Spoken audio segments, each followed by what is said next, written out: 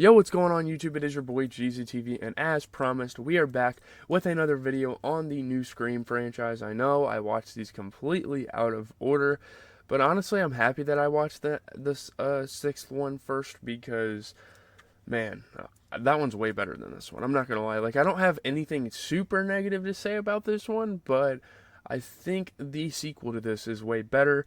But we are here to talk about the 2022 American slasher film directed by Matt Bellinelli-Olpin and Tyler Gillett, and written by James Vanderbilt and Guy Busick. Just as the sequel to this was, we have Scream. I don't know why they called this Scream and not Scream 5, but yeah, let's get into it. We got the plot and the critical reception. Let's go.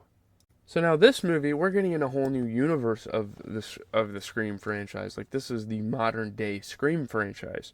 So this takes place 25 years after Billy Loomis and Stu Macher's killing spree in Woodsboro, as we have high school student Tara Carpenter who's home alone when she is attacked by Ghostface and left hospitalized. Every single Scream movie has to start with a kill scene. That is like one of the most iconic parts of the franchise, so they had to include that there.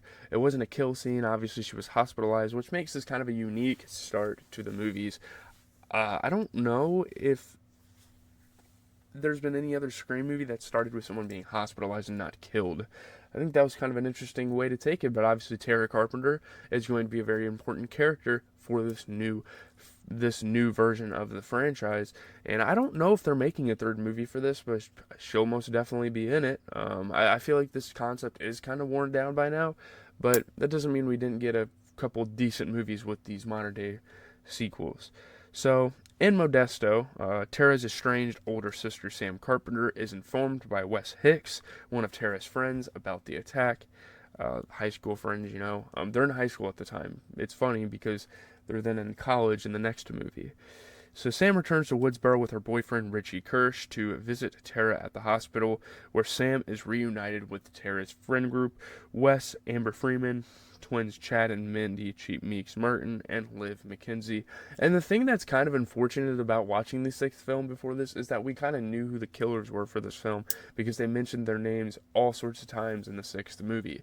So yeah, that kind of sucks, but I still got a pretty enjoyable thing. Like, I still could see why this was fun and had some twists and turns. It was a bit corny compared to the other Scream films, and, like, we're talking about Scream films here. So saying this was corny compared to those is saying a lot. But, yeah, so, let's see. That night, Liv's ex-boyfriend, Vince Snyder, who is Stu's nephew, is killed by Ghostface, and now the group realizes that everyone that has been killed is related in some way to the original Ghostface killers, and it's just like a generational curse. So, after encountering with Ghostface at the hospital, Sam tells Tara that she has been dealing with hallucinations of Billy, who Sam learned as a teenager was her biological father. And it's kind of fucked up because Tara's going through all this stuff. She's hospitalized, she's like hurting really badly, and then Sam just decides to drop all of this on her, which is really weird. Sam's true parentage resulted in their parents. What? Wait.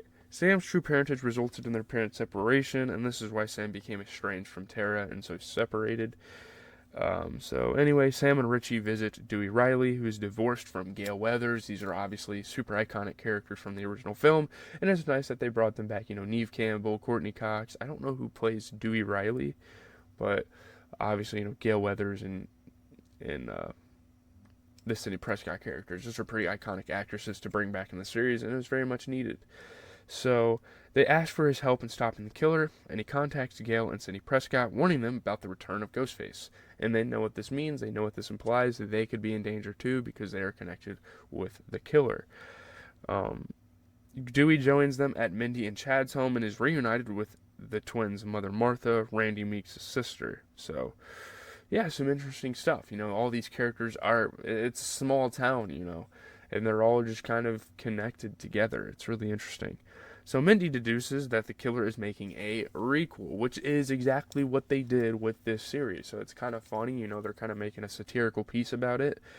Using Tara and her friends as the new generation, and using Sam's connection to Billy as a way to weave the legacy characters. Again, that's exactly the premise of this film. So yeah, they're relating again. It's kind of like the sixth movie where they related. I know I shouldn't say it's like the sixth movie because that's the newer one, but they're weaving the characters in and finding a way to bring it back fan favorites, you know. So Ghostface then murders Wes and his mother, Sheriff Judy Hicks, at their home. Dewey reunites with Gail, who has arrived in town to cover the story. I mean, anything connected with Ghostface, you know, she's been a part of this for years, so she's going to have to cover the story, and that gives her an opportunity to return, and gives them an opportunity to kind of bring the old gang back together, you know. So at the hospital, Tara and Richie are attacked by Ghostface, but are saved by an arriving Dewey and Sam. Sam, Tara, and Richie escape, but Dewey is killed when he attempts to finish off Ghostface. And this is one of those kind of like Iron Man, Tony Stark type of things dying in the Marvel Cinematic Universe. It's kind of fucked up that he died. You know, obviously he was a huge character for this series and this franchise, but he had to die, I guess. I don't know. So Sydney arrives in town after learning of Dewey's death and meets both Gail and Sam at the hospital. She knew she had to be there for this. This was super important. Obviously, everyone moved away to pursue a better life and not have to deal with this whole killer thing. But yeah. So Sydney asks Sam to help stop the killer, but Sam declines, choosing to leave town with Richie and Tara. I mean, it's for the best. Sydney kind of did the same fucking thing. So she's got to kind of understand them on a level. So Sydney and Gail follow the trio to Amber's, which is revealed to be Stu's former home where the original Woodsboro Massacre took place. So a lot of dope Easter eggs, a lot of callbacks to the original film. This is where the original film kind of happened. This is where all the kills happened, and I remember this like it was yesterday. I watched this film a couple years ago, but this is so memorable, this house. I don't know what it is. It's so iconic, you know. So while the party is in progress to honor Wes's memory, Chad and Mindy are both attacked by Ghostface. As the friend group convenes, Amber pulls out Dewey's gun and shoots Liv in the head, revealing herself as the killer. So we get the first killer reveal. It's Amber. Again, I knew this because in the 6th film they mentioned those two's names. We'll get to the other one later for those of you who haven't watched the 2nd film. But, wait, maybe I already spoiled it. I don't fucking know. Like, just don't watch a spoiler review, I guess. Fuck, my bad, man. So let's see, what else? Sydney and Gail arrive, and Richie is revealed as Amber's accomplice pretty soon after, so this kind of happens pretty quickly. So he stabs Sam, and he and Amber take Sam, Sydney, and Gail into the kitchen, where Sydney had first faced off against Billy and Stu. Again, this is a very familiar sight. This was kind of like an action sequence, kind of, from the first film. And it's crazy, man. Richie actually stabs Sam, even though they were love interests. You can't trust the love interest. That was one of the big foreshadowing moments for this film. So Richie and Amber reveal they are fans of the Stab film series who met online. They literally met in a Reddit, and they're like, okay, let's carry this out because these films have fucking sucked recently. They haven't made anything better than the original, so let's make our attempt. Which is, in a sense, how these movies kind of come about, you know? They're trying to one-up the original. So, disappointed in the trajectory taken with the most recent Stab 8, which this series in real life isn't even close to that, they decided to embark on a new killing spree to bring back the original cast and provide new improved source material for a future Stab film, then frame Sam as the killer. And this is almost the film creators kind of like hinting at maybe a new Stab film in the future with these characters. You know, there could be something down the line, and it's kind of cool how they tell that through the film, and they leave Easter eggs, and they leave all this stuff for people to figure out. You know? It's crazy. So yeah, Sam is framed as the killer. She looks really bad, obviously. Sam attacks Richie and Tara attacks Amber but is incapacitated. Richie goes after Sam after Sydney and Gail fight Amber together, ending with Gail breaking free and shooting Amber, who lands on a turned-on stove and is set on fire, and that's a pretty unique kill. I don't know if they did that in the original movie. Maybe that was a reference. I don't remember everything from the original film. It's been a couple years.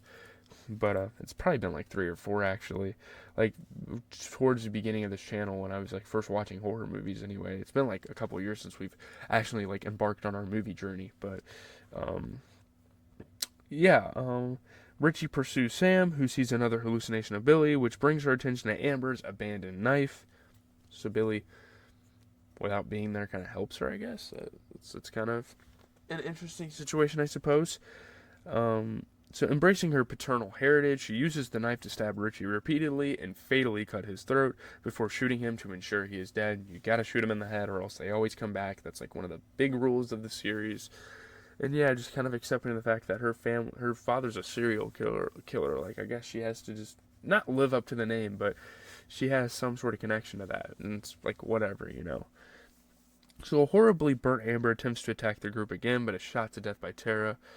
So yeah, Tara and the Meeks twins are loaded into ambulances to be taken to the hospital, and Sam thanks Sydney and Gail for their help. They won't be. Oh, well, Sydney won't be making a return to the next movie, but Gail does, so that's pretty awesome. Again, sorry for the spoilers if you haven't seen the sixth movie. Gail promises not to write a new book about the new murders and gives the killers notoriety, opting to write a tribute to doing it instead, which is funny because she does the exact opposite of that. Sam joins Tara in the ambulance, and the night's events are covered in a news report, and that is what ends the requel, I guess, as we get another movie after this, but I covered that a couple days ago, so let's get into the review. Getting into the review, I mean, there's a decent amount to say about this. We're revamping one of the most iconic horror, probably the most iconic horror franchise ever. But I mean, yeah, obviously, Neve Campbell was great. She was much needed at returning to the series. She was one of the most important legacy characters, of course, because she was one of the main characters. But yeah, I think this is pretty good. This is not better than the sixth one. I will say that. I mean, the fifth Scream finds the franchise working harder than ever to maintain its meta edge, and quite often, like, it was kind of impressive how they succeeded in this. I mean, obviously, if I watch these in order, my opinions might sway on this, but I mean, still, to an extent, they succeeded in this movie quite often, and they succeeded at just like living up to at least the standard of the series. I don't think they exceeded anything. I don't even think the sixth film exceeded anything either, but yeah, I mean, it's okay. I would say it's a C to A. It's like C, B, or A, wherever you want to put it. It's a B to A, probably, actually, but I don't think it's as good as the sixth movie. It's solid, you know. I would recommend watching it if you're a huge Scream fan. I'm sure if you're a hardcore Scream fan, you've watched it by now, because they just have an absolute cult following. But I mean, it's an excellent modern slasher, to be honest. Like, as a standalone film, anyway.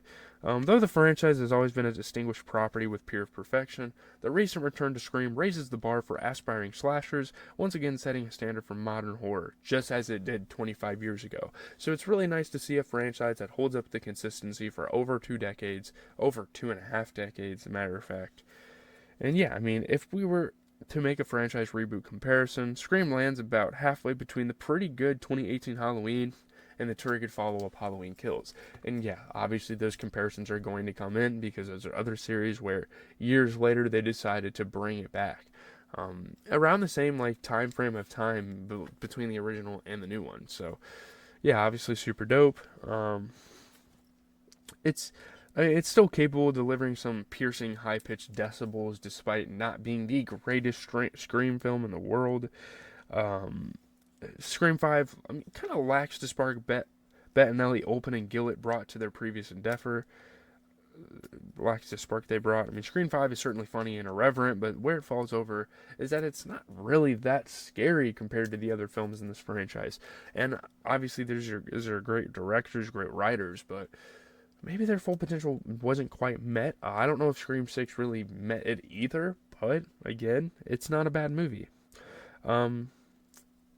The fan service to the original, I guess, is not the greatest. I will say, I mean, worryingly repetitive, entirely fright-free. Scream teaches us mainly that planting Easter eggs isn't really a substitute for new ideas for the series, and I think that's where this kind of falls flat, is that they focus too much on Easter eggs, they focus on too much on calling back to the original film, then like, and the ending is quite expected. Like, you kind of know what's going to happen because you've watched so many of these movies. But yeah, I mean, obviously the cast did great. I think the strong point was the acting. Campbell was awesome. Her fresh take on the role of Prescott was loved by many. It's a pleasure to see Campbell again in the fine form as Cindy, striding back into Woodsboro to take care of unfinished business. Campbell is the reigning queen of Scream, I guess. I mean, Cindy might not have that impact that people were, and not for Campbell's portrayal, rife with vulnerability, intelligence, and a palpable dose of humor. So, she's dope. She's an amazing actress. She's been killing it for years in Hollywood. But that's all I'm going to say. I think it's a pretty solid movie. If you're a Scream fan, you should definitely watch it because it's like not really essential to the series, but something you probably should watch. I'm out though. I got to get out of here. Peace, boys and girls.